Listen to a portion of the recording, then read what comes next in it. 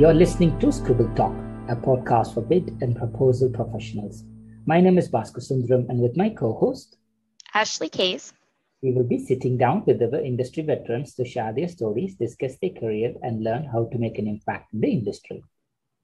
Today's guest is JenniferDunlap. Jenifer is an accomplished senior proposal coordinator at Avtex Solutions, LLC, a TTEC Digital Company, who is well-versed in writing and editing responses. She's been working on technical proposals for over 5 years. She achieved foundation certification from APMP in 2021, so this year, and recently received the 2020 Top Sales Enabler Award for her work in helping to generate sales through RFPs at Avtex. She got her bachelor's degree from Indiana University, Bloomington, with a major in journalism and a minor in business. Welcome, Jenifer, to Scribble Talk. Thank you so much. I'm very pleased to be here. So Jenifer, as you know, we love to start in the beginning. So we're curious, where were you born? Where did you grow up? And where did you go to school? Okay, well, that's a complicated story. I was born in North Carolina. I've lived in 10 states, so Wow. I've moved around a little bit. I would say that probably growing up, I spent majority of my childhood in Indianapolis, where I'm currently living.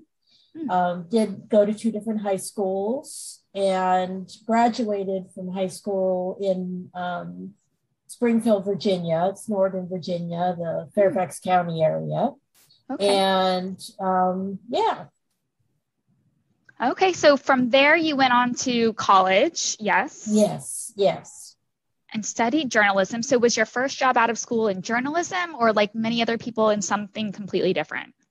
It wasn't like I wasn't a journalist, but I got involved in PR and media relations. So I started working actually for the press office for Governor Frank O'Bannon here in Indiana. And I did media and communications for about 17 years for state of Indiana. Oh, wow. Okay, so from there, did you pivot into proposals, or did you have a few other jobs between that?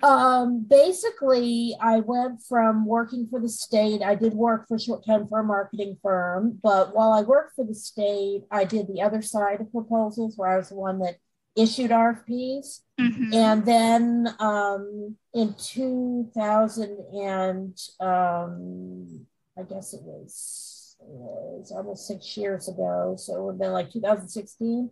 I started working at Adapt, and I was working on contracts, but when they got acquired by Avtex, I ended up applying for this position as a proposal coordinator based on my experience working with proposals both at the state and at Adapt, and got the proposal coordinator position. And I've been in that position for about 2.5 years. Oh, wow. So when did you stumble upon APMP then? That was last year, and I had a colleague who had experience as a proposal manager, and it recommended that I look into APMP as a resource. And so I did, and joined, and have been a member for a couple of years now. Oh, well, very exciting.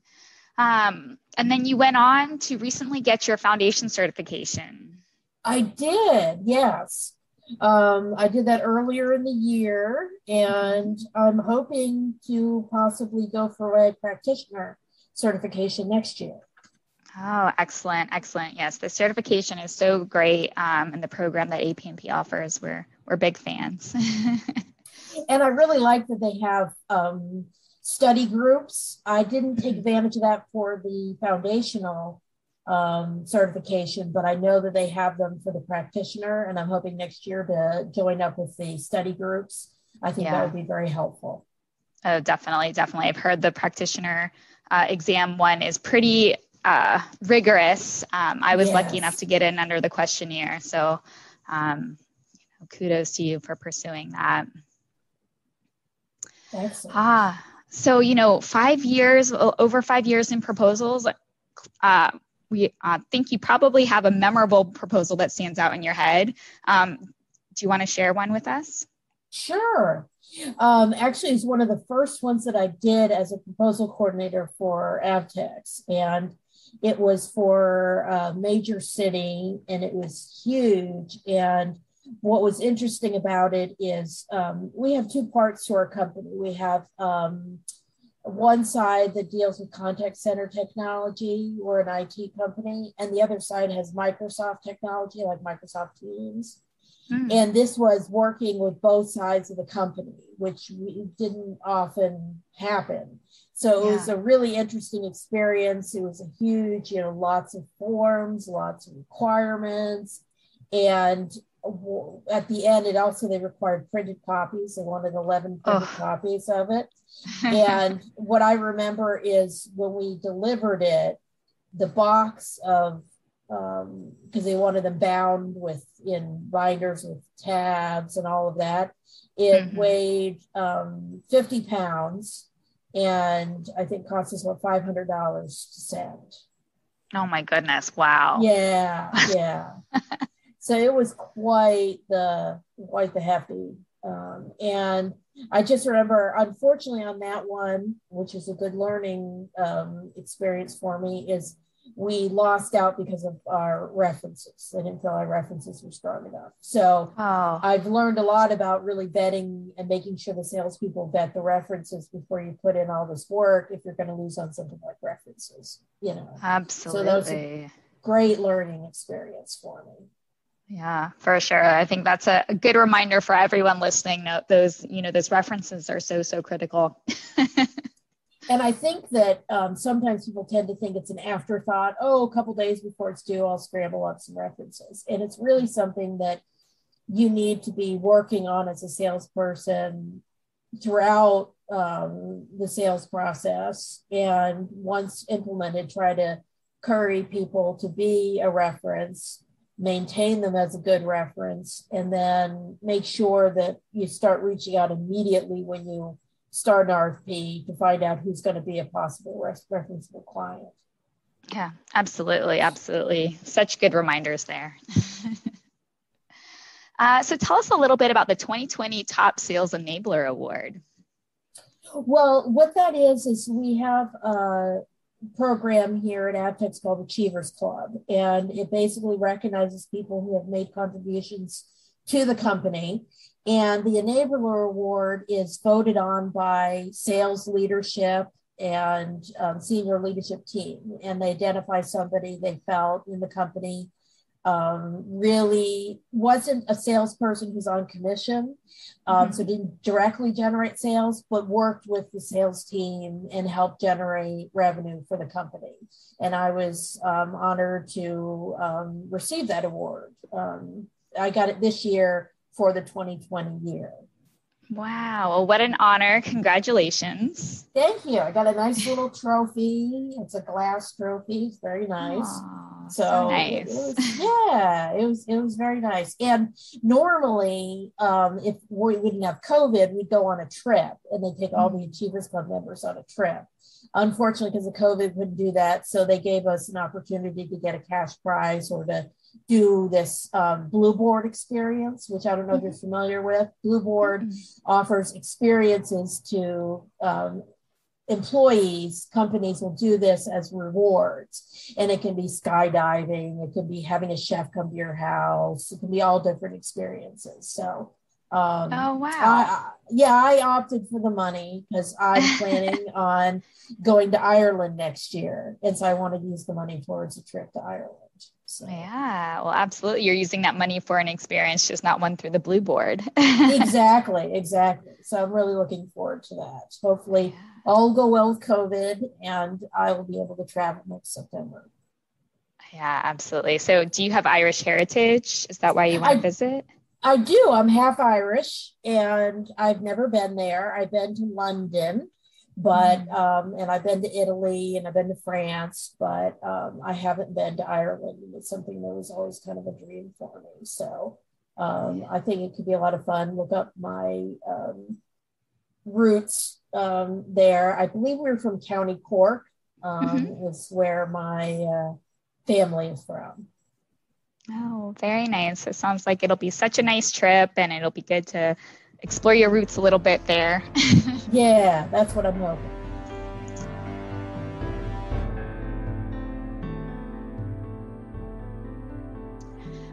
So let's dig a little bit more into APMP. Have you had a chance to go to any of the bid cons or the local symposiums?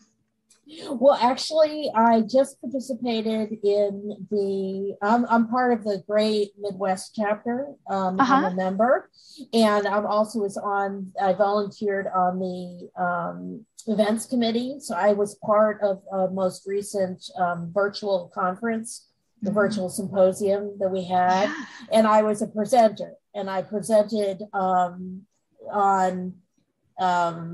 working with subject matter experts as a proposal coordinator. And it was called Herding Cats 101, How to Work with SMEs. So, and I think it went pretty well. So that has been my experience. I've participated in a lot of webinars at APMP, offers. I'm not able to participate in this year's BidCom, but they say that it will be in the budget for next year. So, wow, very exciting. And I'm even hoping to be able to travel for that one because I'm hoping COVID will allow. Right now, our company is not allowing people to travel, unless it's absolutely urgent. Right, lots of restrictions right now surrounding travel and all sorts of things. Yeah. So I've really enjoyed the APMP webinars. I've learned a lot, done a bunch of different ones. They're quarterly webinars, and things have been of great value. So I'm looking forward to more of them in the future. And I've participated in some fun stuff. There was it was like a bingo game that they did during one, and they're going to do a virtual murder mystery session where I assume you're a character and somebody gets killed and everybody tries to figure out who did it. And I thought that would be kind of fun. So there's some nice networking opportunities. Oh yeah, you guys are coming up with some creative ways for the virtual networking, it sounds like. Yeah. Oh, and the other thing is I signed up to be a mentee in the APMP mentor program. So I have a mentor, and we meet once a week and just talk about whatever's going on with work, try to come up with ideas of how I can pursue my career, advance, talk about challenges, that type of thing. And that's been very rewarding. And I'm thinking I'm hoping that maybe next year I can volunteer to be a mentor. Yeah, absolutely. Such a good way to, get some knowledge from someone and then give back, later on. Exactly. Yeah. I like that APMP really encourages people to learn from each other, to network, and then, as you said, to give back to the community in any way that you can. Yeah, absolutely. It's, one of my favorite things about the organization. So I'm curious to learn a little bit more about your webinar or your presentation that you gave as part of the GMC symposium.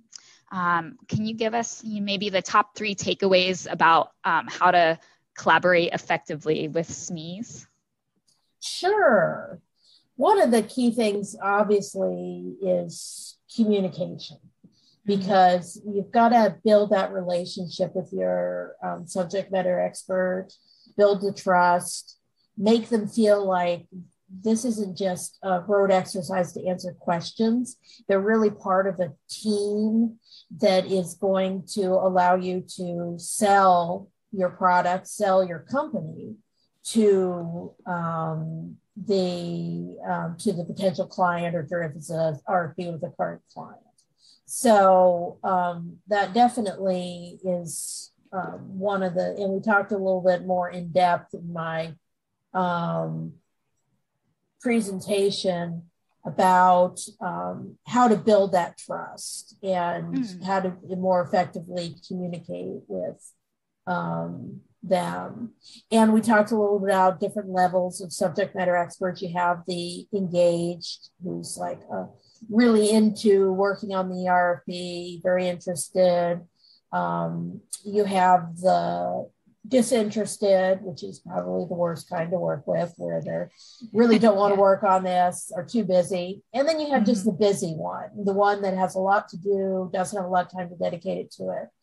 And so in addition, like maintaining your relationship, which I think is, if you can get together with them to talk about the project in advance during the kickoff meeting, and try to maintain some kind of relationship with them so that you have, kind of network with them, whether it's grabbing a virtual cup of coffee or an in-person cup of coffee, depending on your work environment. Just trying to keep open lines of communication. And one of the things I suggested is, at least at my company, the subject matter experts don't always hear about what the outcome of these RFPs are. And so letting them know, hey, we won this one. Hey, we didn't win this one. I think makes them feel more engaged and part of the win, which I think would be very helpful. Oh, yeah, absolutely. And then that just pumps them up for the next one, right? So that you start that up. Yeah. Awesome. And then another is just about setting clear expectations. And I think, talking about how you make sure they understand what is needed, setting timelines, all the usual stuff, of giving them very clear tasks to do, encouraging them, maybe saying, hey, I see you finished X, that's great. When can you get Y done? Just keeping that communication open and making sure that they feel like they're encouraged to keep on going. Because sometimes, as we all know, working on proposals can be a thankless task. And if someone's encouraging you along the way, I think that can be very helpful. Absolutely. It sounds like it was such a great presentation. Sorry, I missed out on that one. No worries. Okay, so before we pivot over into our Nutters round, or our surprise rapid fire questions round, can you tell us 3 things that not many people know about you? Sure. Well, one I touched on briefly, and that is that I worked for Governor Frank O'Bannon. He was a Democrat. And what was interesting is I had just moved back to Indianapolis, and a friend of mine told me there was an opening in the governor's office. So I applied and got it, and ended up working in the press office for Governor O'Bannon. And I worked there for about 5.5 years. So I learned a lot about state government. I learned a lot about working with the media, positive communication, and was really a great introduction to, I was young, in my 20s. So it was great kind of first real job to jump in and get kind of a good of how state government runs. Yeah, absolutely. Another thing that not a lot of people know about me is that I am passionate about short track speed skating, which is an Olympic event. I don't know if you're familiar with it. The long track is where they kind of go side by side. Short track is where they're like in a group and they're racing around each other. And they call it derby on ice. It's really exciting. And I actually in the past had traveled to match, to events in Salt Lake City. I went to Italy to see an event. So I got a chance to travel as well, and see different parts of the country and meet people. It's an international sport, so they have skaters from all over the world. And because it's not a well-known sport, it was kind of easy to get in. They're not used to having avid fans. And so a group of us, we met online, and then we would get together at these events, and we would get tickets together, and we got to go to some VIP events with the skaters. So I got to meet skaters from all over the world, including Apollo Ono, who a lot of people know is an American speed skater. Met him, and it was really a rewarding experience to kind of get out of your comfort level and have the fun, but meet people from all over the country. Wow, very cool. And I'd say another thing is, it's going to make me sound like quite the adventurer, but I also was really a big fan of a band called 30 Seconds to Mars, which the lead singer is Jared Leto. A lot of people know him as an actor, but he's also the lead singer of the band. And that's another one that I did a lot of traveling. They had a thing that's called Mars Camp, where all the fans get together in Southern California and in Malibu and meet each other and have camping activities, and the band plays every night. So it was a really neat experience, kind of like Coachella or Lollapalooza or something like that, except for only one band. Yeah. Wow. Oh my goodness. Very interesting. So those are my highlights. Yeah. Yeah, absolutely.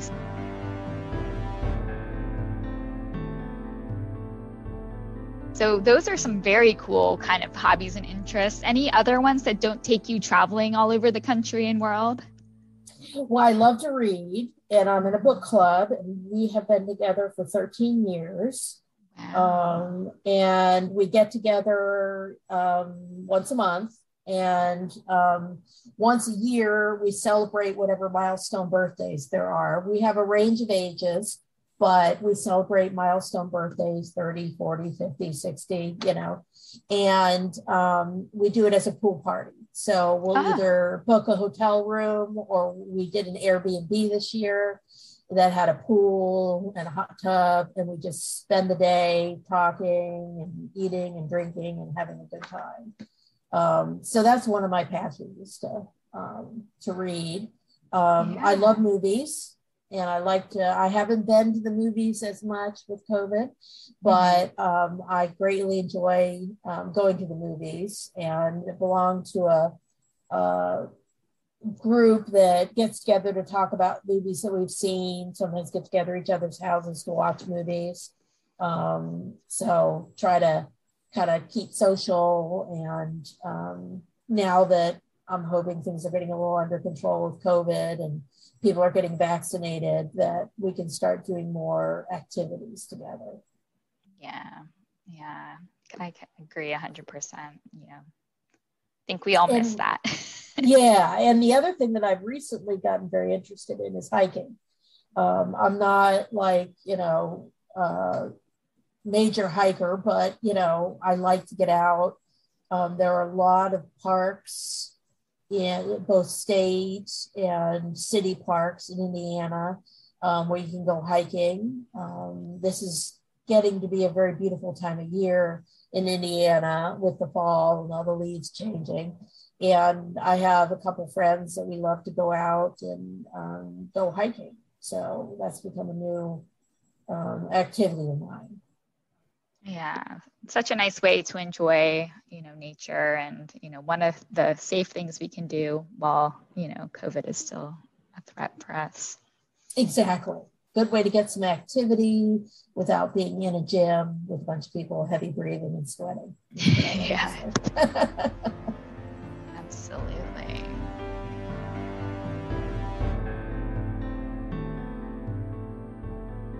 All right, so we're going to pivot over to our kind of random rapid fire questions. So no right or wrong answer. If you really don't have an answer, we can pass, no worries.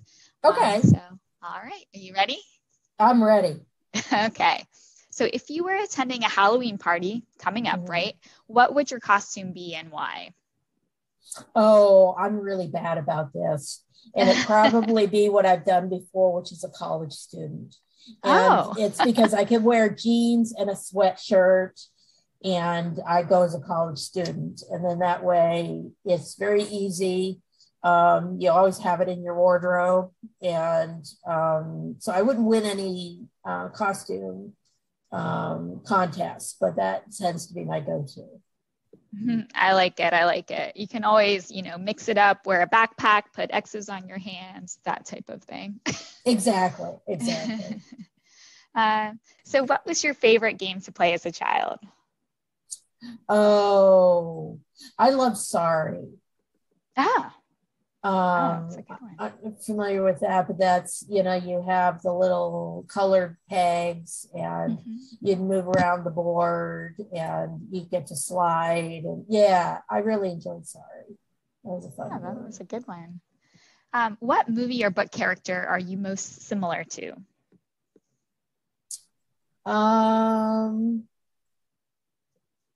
I would actually say the little girl in To Kill a Mockingbird.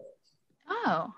I always thought of her as, Scout. I always thought of her as being kind of very curious about the world, has a really solid sense of what is right and what is wrong.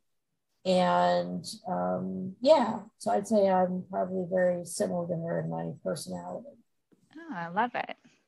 If you could become invisible for a day, what would you do? I would probably go to Paris because I figured you get on a flight without paying. Yeah. And then go to Paris and just walk around, do whatever I wanted to. Because I went to Paris for 2 weeks after I turned 40. And I just had an amazing time there. So yeah, probably go to the top of the Eiffel Tower. Oh, nice. Yeah, what a great way to spend your day being invisible. So what is the one food you could never bring yourself to eat? I think I once saw this, and it's probably, maybe it's a delicacy in some places, but I was watching a show called Survivor, and they made them eat these bird embryos. Oh. And it was like it had its feathers on it and everything. And I just know there's no way I can eat that. Yeah, I would agree. I'm not sure I could do that either. It looked too much like a little bird. I just couldn't do it. Yeah. Oh my gosh. Okay. Maybe if you cooked it and took the feathers off or something. Yeah. I don't know. But it was considered a delicacy in whatever island they were at. But yeah. Might be past my palate. Yeah. If you could take 5 things to a deserted island, what would you take? Can you take a pet? Does that count? Take whatever you want. Absolutely. I would take my cat, Gabriel. He's 12 years old, so I've had him for quite a while. Yeah. I'll just assume that there's Wi-Fi or some way. I would bring an iPod. I know that kind of dates me, but I'd have something so that I could listen to music. A grill so that I could actually grill out, and whether it's toasted coconut or fish or whatever, then I didn't have to worry as much about my fire starting abilities. So I guess then I should say I'd bring a flint, because I know from Survivor you got to have a flint to have fire. And that gives me one more thing. Probably my favorite book, which is Catcher in the Rye. Oh, nice. Sounds like you'd be living in style on that deserted island. Yes. That's what I'm thinking. But I have my cat. Yes. Gotta bring the pet, right? Exactly. If you could visit any place in the world, where would you choose to go and why? And I guess we can't repeat Paris. Right. I would actually like to go to Egypt. And I've always been really interested in Egyptian art, mummies and the artifacts and all of that. When I went to the Louvre in Paris, I actually spent majority of my time in their Egyptian area. I mean, I ran around and did the Mona Lisa and the common things that you're supposed to see at the Louvre, but I spent most of my time in the Egyptian area and looked at the mummies and all the artifacts. And I just find it fascinating, that culture and the whole idea of mummification. And so I'd probably go to Egypt. Yeah, lots of very cool things to see there for sure. Yeah. So what takes you out of your comfort zone?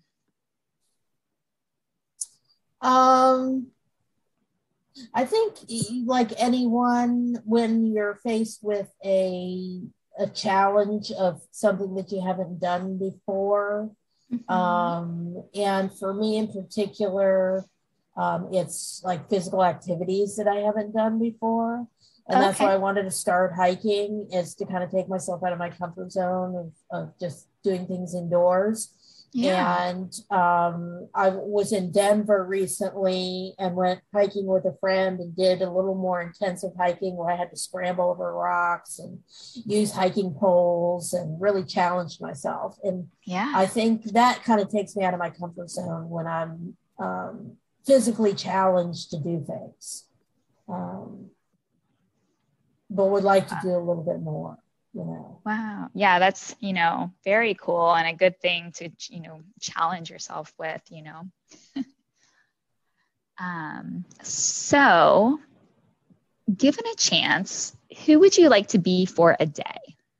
I wouldn't mind trying, even though I know she's had some rough times, Meghan Markle.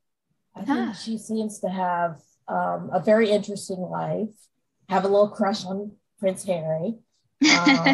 So wouldn't mind hanging out with him for a day. But I think it'd just be very interesting to see kind of what, to peer into what her life is really like as a mother and as a wife, but also as a public figure. Yeah, absolutely. She's such a fascinating figure and has had such an interesting life for sure. Yeah. So you are chosen to make dinner for a very special guest. Who would you invite and what would you cook for them? Who would I invite?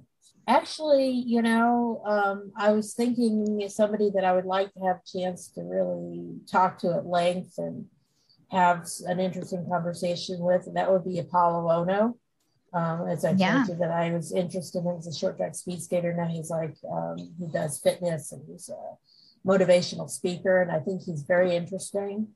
And I would probably make, I have a salmon recipe that I really like. It's a cucumber yogurt dressing. You cook the salmon in vermouth and then you add this cucumber yogurt dressing on top of it. And I'd probably make that because I think he would like seafood. He's from the Seattle area. So. Oh, yeah. Plus, salmon's so healthy. And if he's such a fitness guru, you want to keep it on the healthy side, right? Exactly. Wouldn't give him a cheeseburger. Right. Yeah, exactly. So if you were the president of the United States, is there anything that you would do on your first day? I think one of the first things would be, I don't know if it would be done by executive order or what, but I would like to, because I know a lot of this has to be legislation, but do something that would do something that is supportive of the trans community and that ensure that they have equal rights, equal access, they go to whatever bathroom they feel comfortable going in. I think would be one of my first things, is to really do some kind of statement or executive order in support of the trans community. Yeah, that's great. What do you get every time you go grocery shopping?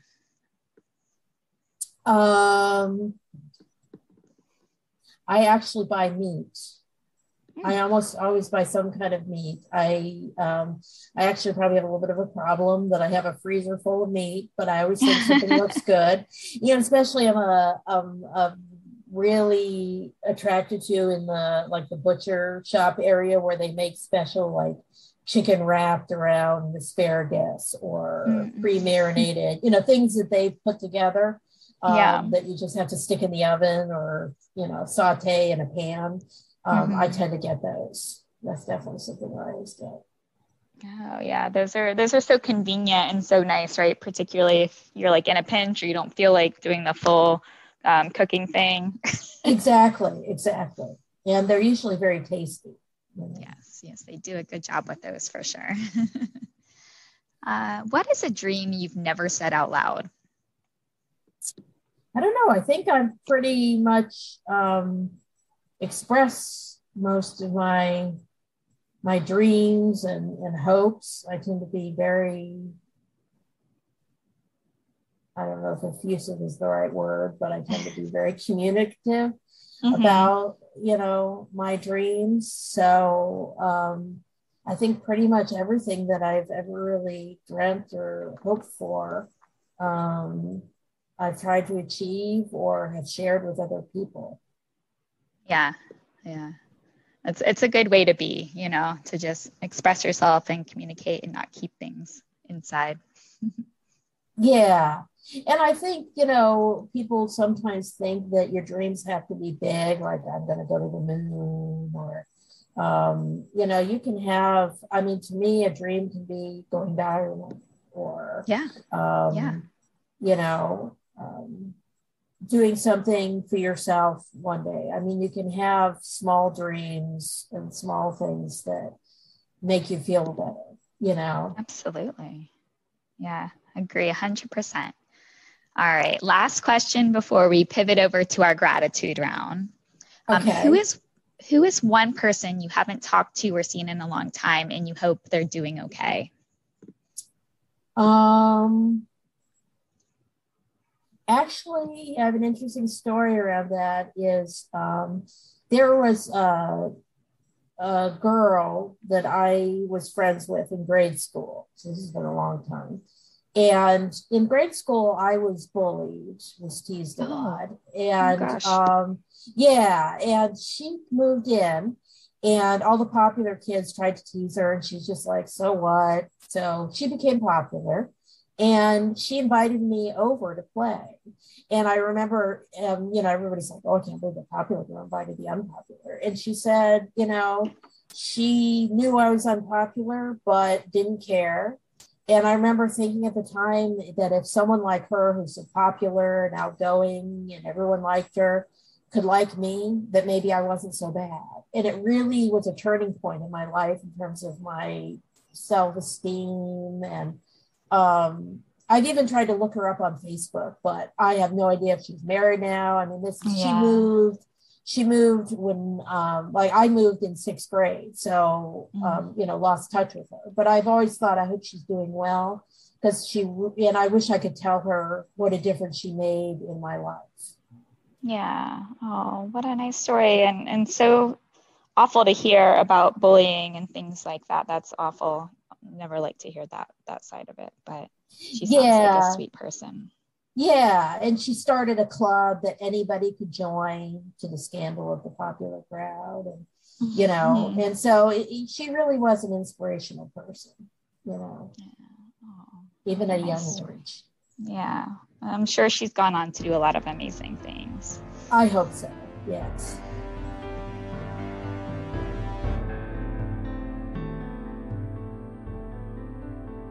Perfect, Jenifer. So thank you, Ashley.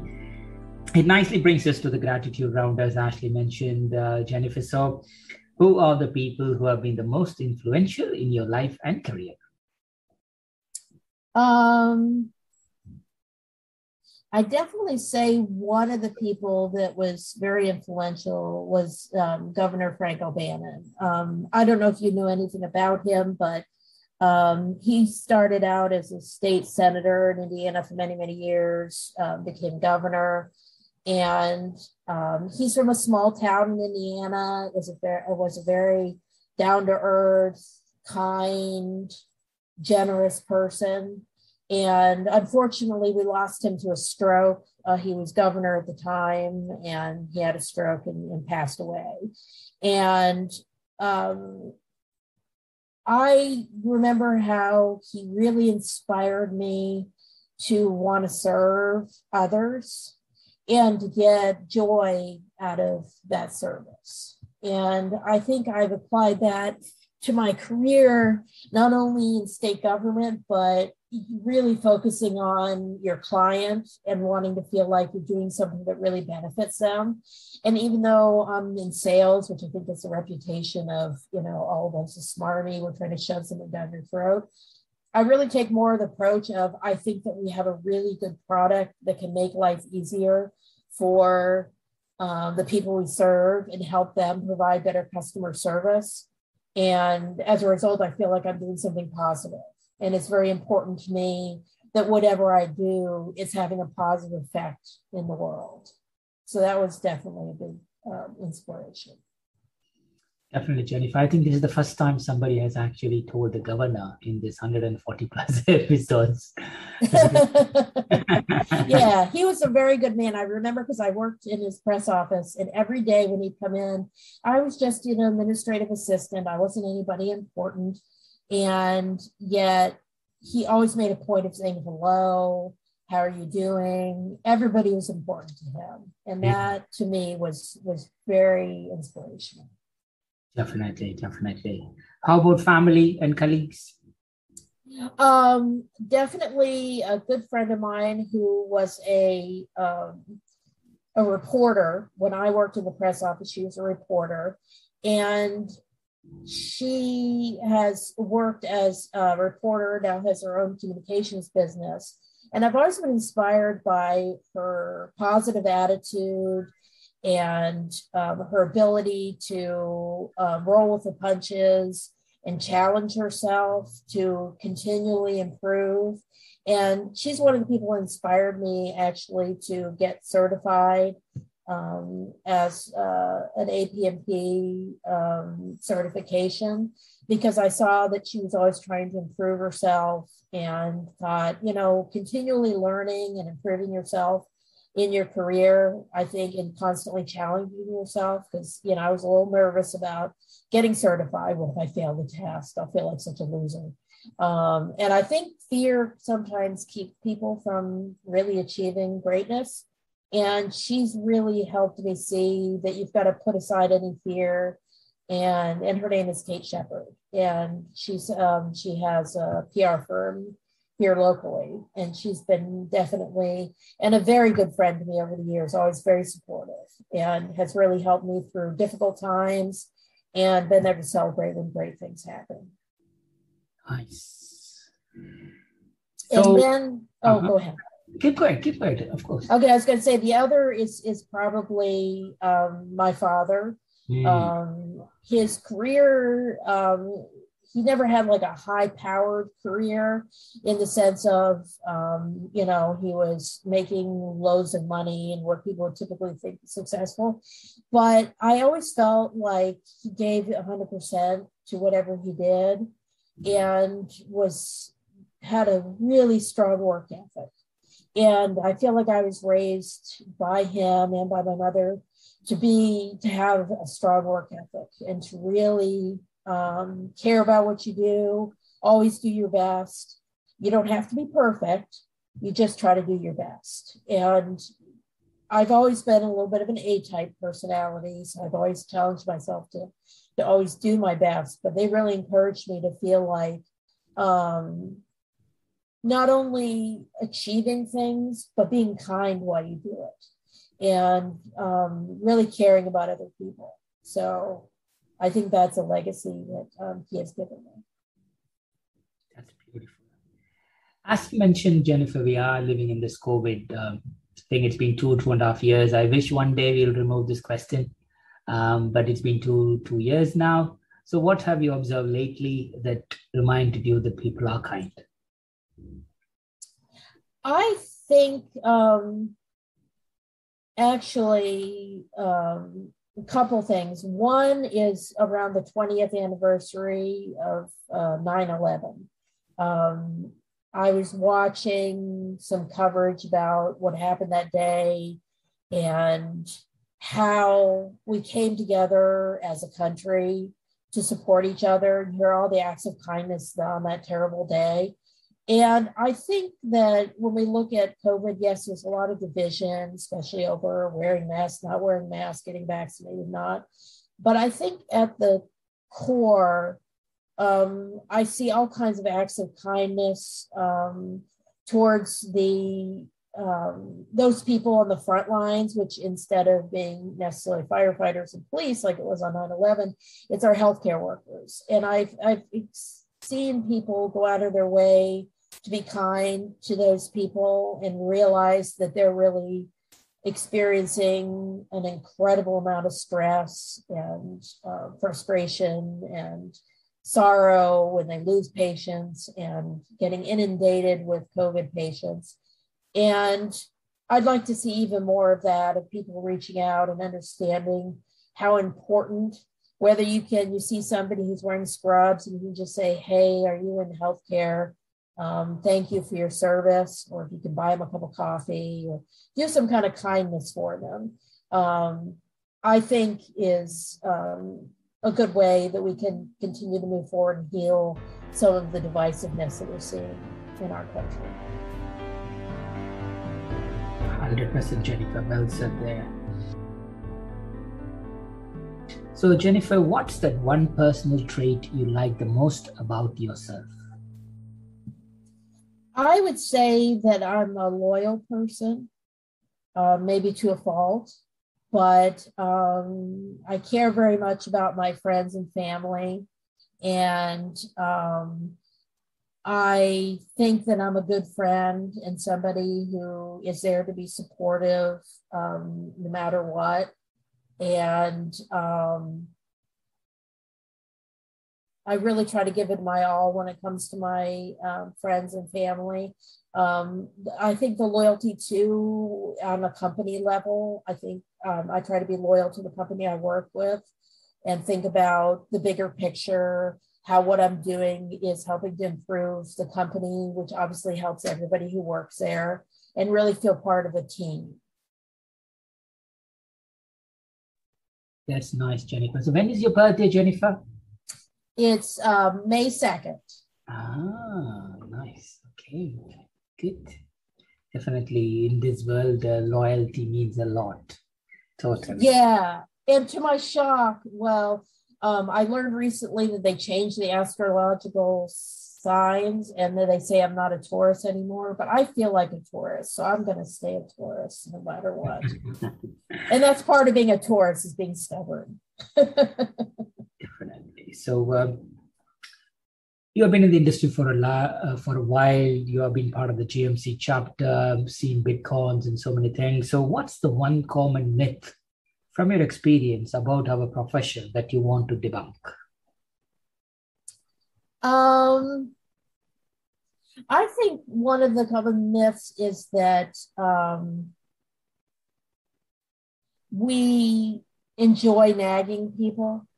And I think the thing is that that's not, I think, anybody's favorite part of the job is telling people what to do or nagging them.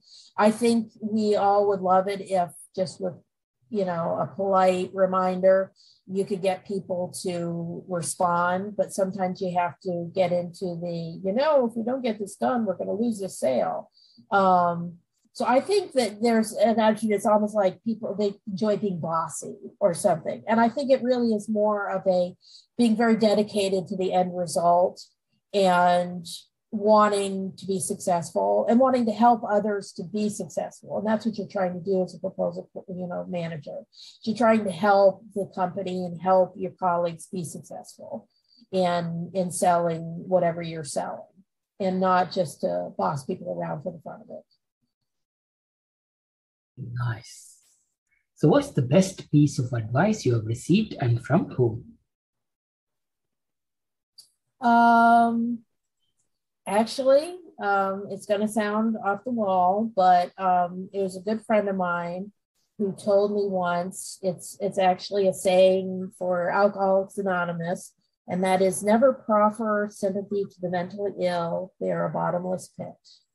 And that sounds very gloom and doom, but I think it helps you understand that some people, you can empathize with them, you can be supportive of them, but some people really need to save themselves. They really need to understand that they have a problem, and then you can be there to be supportive of them. But you can get lost in trying to be sympathetic to somebody who really needs more help than you can give it, and you shouldn't feel guilty or blame yourself for that.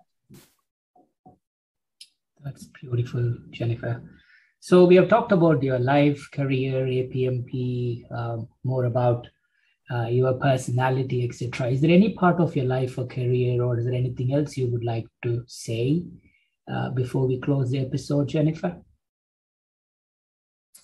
I think that one of the things, if I could say something to people that are, like starting out and not sure what they want to do with their life, or they're new into the proposal, coordination and proposal management field, is that it's interesting to me how you fall into certain careers. I never would have thought when I got my degree that I thought I was going to go work for Vogue. Honestly, that was my original thought, and I think that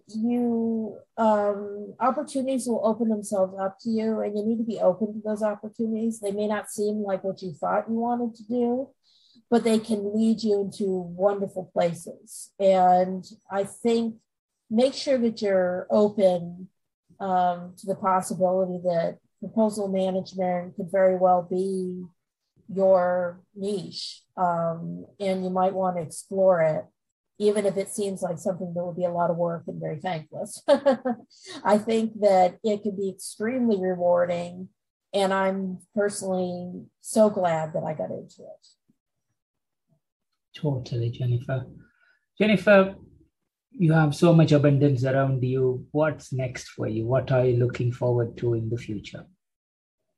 Well, one of the things that as I said, I'd like to see about getting certified on the practitioner level. And right now I'm a senior proposal coordinator. I'd like to see myself get into a proposal management, be a proposal manager, possibly even get into a proposal director position. Just keep on advancing in what I do. I would love it if my team could expand. I have one new person now. I was a one-man band, so to speak. Now I have another proposal coordinator I'm working with. I'd love to see if we could, as the years move forward and we continue to be successful and have a high win rate, if we could add to our team and take on even more opportunities. That's nice, Jenifer. Jenifer, it's been an absolute privilege to have you with us at Scribble Talk. Wish you, your family, your loved ones, and everybody around you all the good health and happiness. Please do continue to inspire everybody. Stay safe, stay healthy, stay happy, and we'll speak to you very soon, Jenifer. Thank you for joining again. Thank you so much. I had a great time. To our listeners, thank you so much for tuning in. Please visit batchuscribble.com/podcast to listen to this episode and check out any of our other previously recorded episodes. If you've enjoyed today's interview, don't forget to subscribe, review, and share the Scribble Talk podcast. We hope you'll check out our next episode where we interview another industry expert and special guest. Until then, it's Ashley Kays, Pastor Sundram, signing off.